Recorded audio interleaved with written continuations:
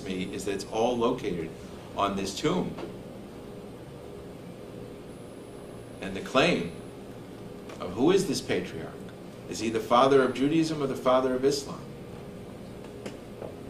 It's all there right in that tomb. So, this has very real implications. Very real implications.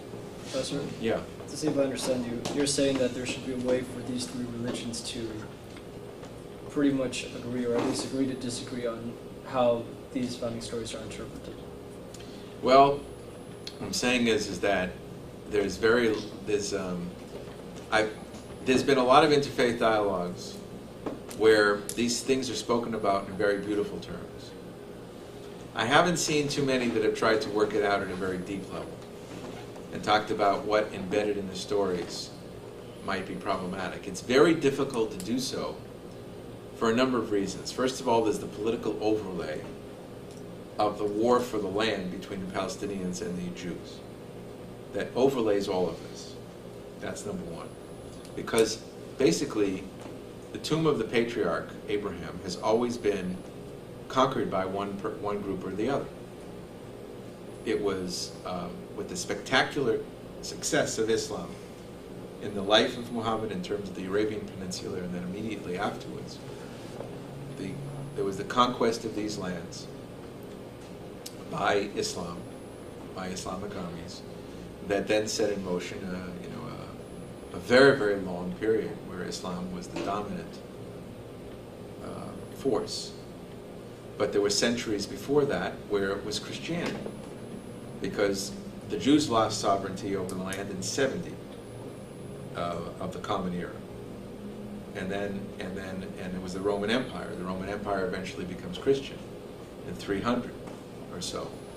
So from 300 to 600 at least, this is a Christian land, where the Christians are dominant over these holy sites and over the hermeneutics of who these people are. Who are these patriarchs?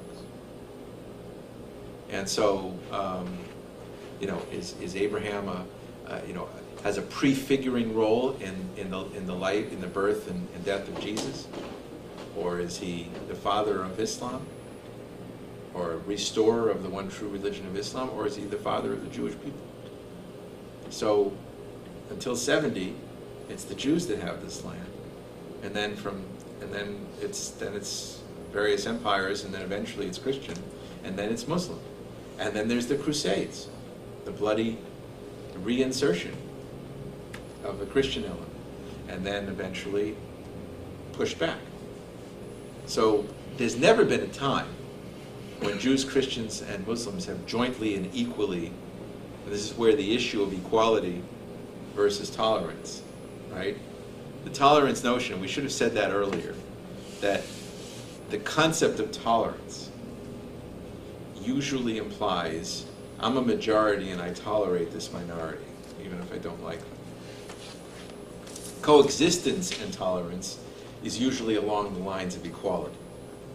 But there's an unprecedented problem for monotheisms because they've always been dominant, one over the other. Even within the religions, the Sunni have always been dominant over the Shia. And within Christianity, the Catholic Church was dominant and tormented many, many different Christian sects, and wiped many out of existence. There were at least 30 that were wiped out of existence, beginning with various edicts that basically wiped so-called heretics out of existence, until eventually the success of Protestantism in fighting back for its place. So there's an issue in monotheism of the very notion of being able to be equal and own things at the same time. That is one of the most problematic legacies of biblical monotheism that I think there is the notion that there's one true God and one true way to worship. And you see it to this day in Jerusalem, where among the Christian sects, it's been going back hundreds of years, and a lot of you know, there are Palestinian families that are very proud, Palestinian Muslim families, for example, that they are the owners of the keys to the Church of the Holy Sepulchre. Church of the Holy Sepulchre is one of the most sacred places in Christianity, in terms of the birthplace of Jesus.